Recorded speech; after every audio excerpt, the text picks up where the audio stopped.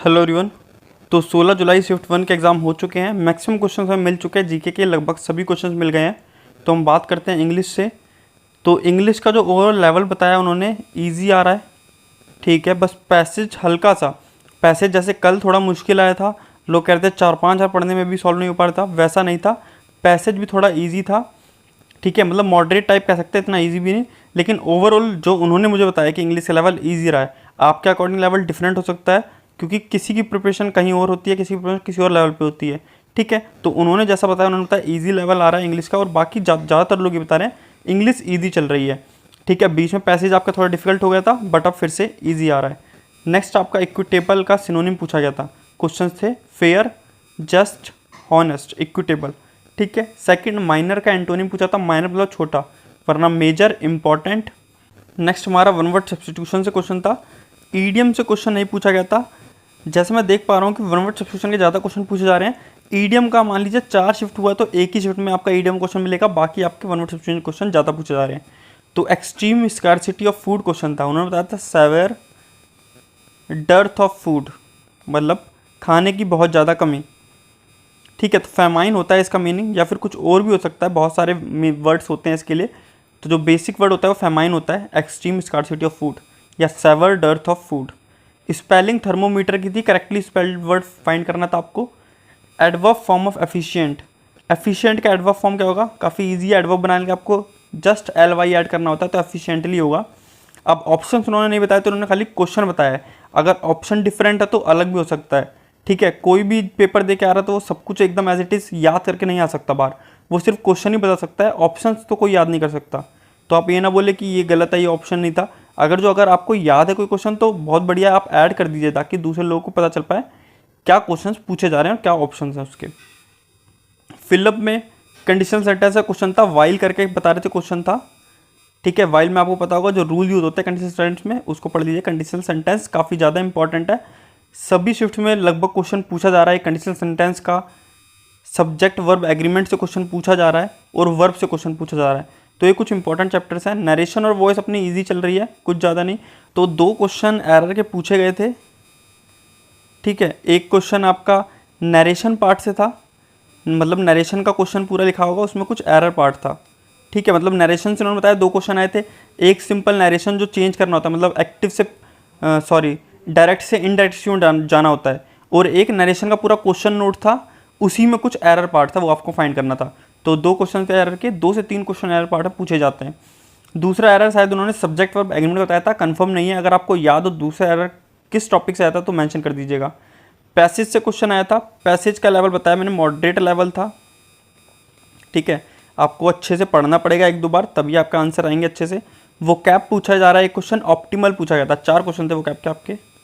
Optimal का वो cap पूछा था, मतलब इसका सिमिलर मीनिंग पूछा गया था आपसे। तो सिमिलर मीनिंग क्या होगा? बेस्ट, आइडियल, एस हो सकता है, हाईएस्ट हो सकता है, ठीक है, ऑप्टिमल। नेक्स्ट हम बात कर लेते हैं राग के बारे में। तो राग की अगर बात करें तो ऐसा कुछ अलग नहीं पूछा जा रहा है। अगर आउट ऑफ द बॉक्स आप बात करें, कुछ पूछा जा रहा है कि जो टॉपिक हमने तैयार नहीं करे वैसे क्वेश्चन पूछे जा रहे हैं, बिल्कुल ऐसा नहीं है। और लेवल देखा जाए तो ओवरऑल लेवल बताया कि मॉडरेट लेवल था, ठीक है। ईजी नहीं बोलूँगा, ईजी था कि इतना ईजी था कि आप 40-45 अटैम्प्ट 45 तक अटैम्प्ट करके आ जाएंगे, नहीं 45 तक तो नहीं, पर ओवरऑल आप 40 तो अटैम्प्ट कर सकते थे, ठीक है, अगर आपकी प्रिपरेशन अच्छी है। अगर आप 35 के आसपास भी अटैम्प्ट करके आ रहे हैं, 35 से ऊपर अटैम्प्ट करके आ रहे हैं, तो एक बढ़िया ये अटैम्प्ट है, ठीक है। क्योंकि बोलने की बातें अलग होती हैं कि मैंने 40 अटैम्प्ट कर दिए, मैंने 45 बिल्कुल करेक्ट करके आया हूँ। जब घर पे आके चेक करो, जब एग्ज़ाम रिजल्ट आता है तब पता चलता है कि कितने गलतियाँ हुई हैं वहाँ पे, ठीक है। तो अगर आप 35 बिल्कुल करेक्ट करके आ रहे हैं तो मेरे हिसाब से काफ़ी अच्छा है, क्योंकि लेवल थोड़ा ईजी चल रहा है, इतना हार्ड नहीं चल रहा है, ठीक है। यूनेस्को का हेडक्वार्टर पूछा गया था। हेडक्वार्टर कहाँ है यूनेस्को का? पेरिस, फ्रांस में। और Bajrang Punia related to which sports? तो मैंने कल ही ये क्वेश्चन बताया था आपको, ये याद कर लीजिएगा। कुछ नाम डाले थे मैंने चैनल पर क्विज के रूप में। तो बजरंग पुनिया किससे? रेसलिंग, कुश्ती से रिलेटेड है। नेक्स्ट आपका अरुणाचल प्रदेश का कैपिटल, अरुणाचल प्रदेश का कैपिटल है ईटानगर, ठीक है। नेक्स्ट आपका क्वेश्चन था लोकसभा के सभापति, लोकसभा के अध्यक्ष कह सकते हैं, स्पीकर कह सकते हैं, वो अपना रेजिग्नेशन लेटर किसको देते हैं? उपसभापति को देते हैं। और उपसभापति अपना रेजिग्नेशन लेटर किसको देता है? लोकसभा के स्पीकर सभापति को देता है। तो नेक्स्ट आपके सीरीज से क्वेश्चन थे वर्बल रीजनिंग में। सीरीज़ के आपके 2 क्वेश्चन आए थे, तो सीरीज़ का क्वेश्चन देख लेते हैं कैसा है ये। तो देखिए यहाँ पे 4 4 क्या होता है 2 का स्क्वायर, 36 किसका स्क्वायर होता है 6 का, आगे 144 होगा आपका 12 का स्क्वायर, 400 होगा आपका 20 का स्क्वायर और 900 किसका स्क्वायर होगा 30 का स्क्वायर होगा।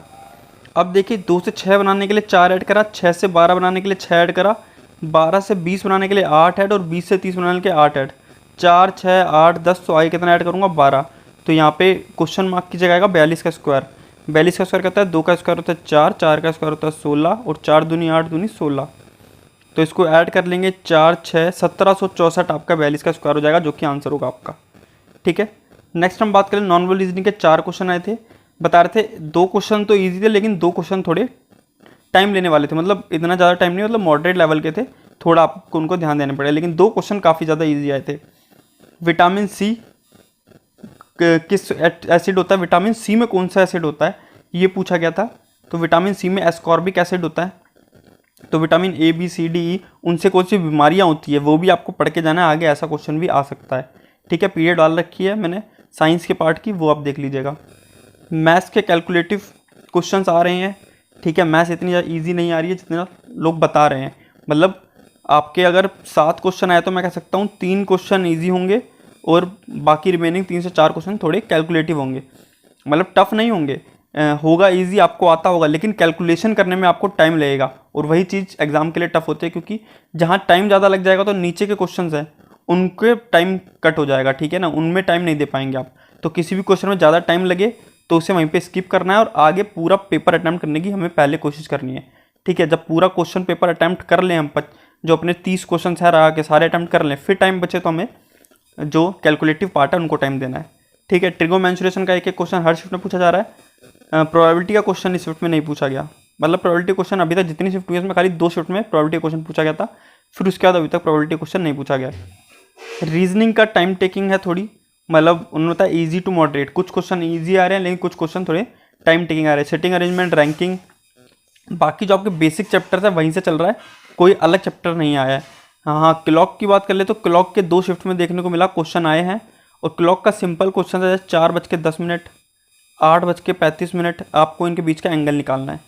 ठीक है, वैसे फॉर्मूला ध्यान में रखना, 11/2 इंटू मिनट माइनस 30 इंटू हावर। इसको आप उल्टा सीधा कैसे भी लिख सकते हैं। ठीक है ना, ये डिपेंड करता है घड़ी की सुइयाँ कहाँ पर है, कितना टाइम हो रहा है, उस हिसाब से ये डिपेंड करता है।